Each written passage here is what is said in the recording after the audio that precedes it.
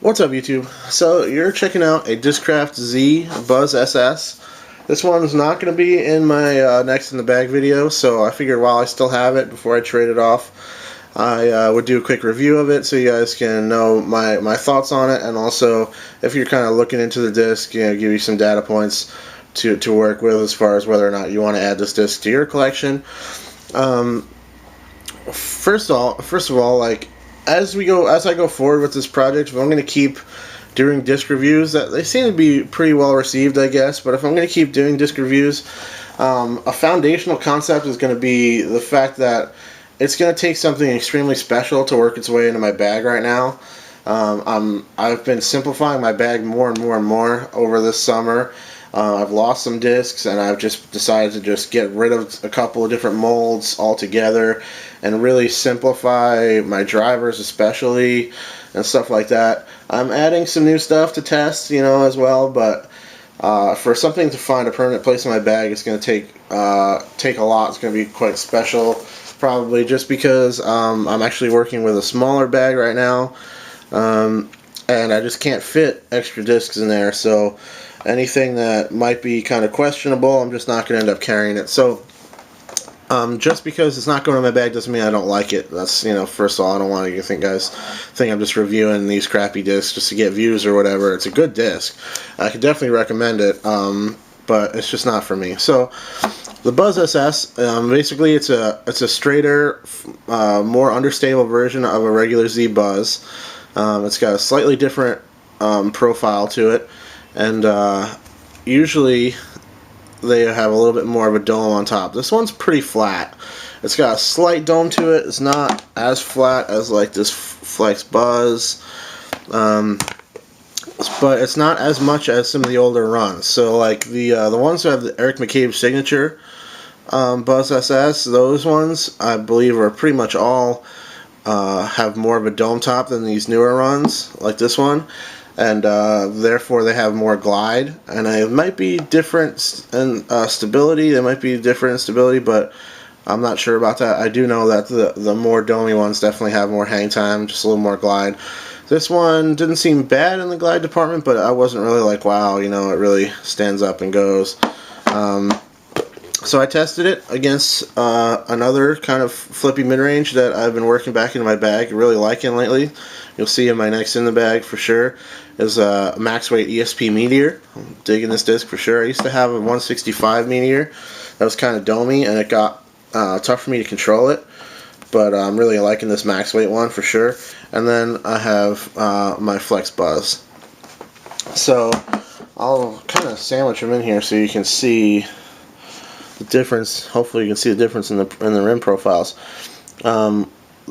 I know that minute differences in this translate to big differences in the way they fly, but to me the Meteor and the Buzzz SS look really, really similar. I mean, the Buzzz SS is just a little bit more squared, the Meteor's a little bit more rounded, and then the Buzzz and the Flex Buzzz and the Buzzz SS, I feel like this Flex Buzzz just has a little bit more of an indent to the rim, and the Buzzz SS just a little bit smoother and more rounded, almost more rounded, like outward than like scooped on the Flex Buzzz. Hopefully you can see what I'm talking about there.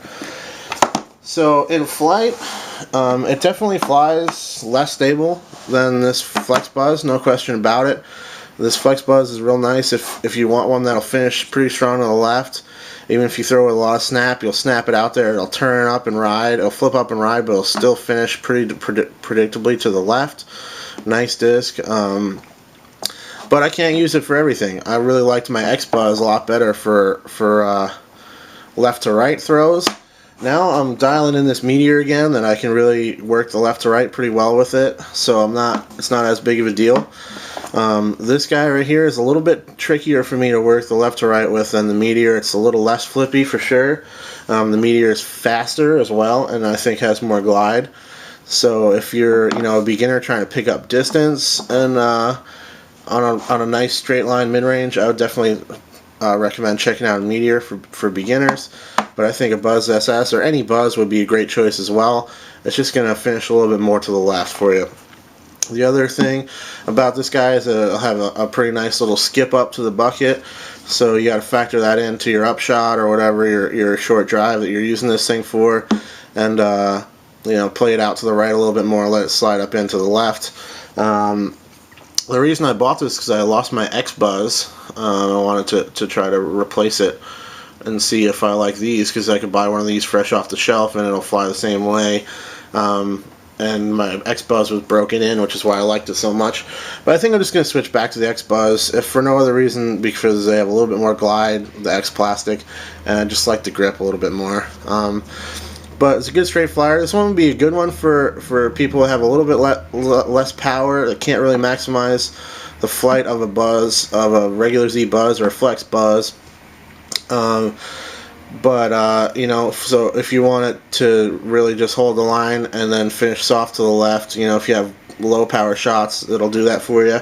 If you have a bigger arm, this thing would be a sweet turnover disc for you.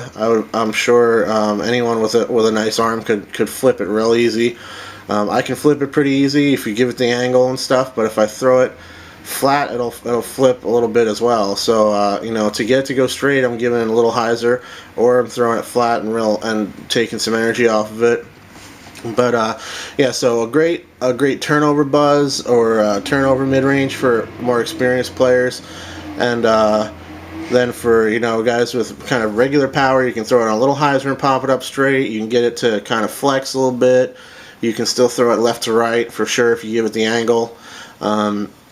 I didn't really test throwing it as a complete turnover too often, just because I've been carrying this thing and it just does a better job. So I was really more throwing this for straight shots.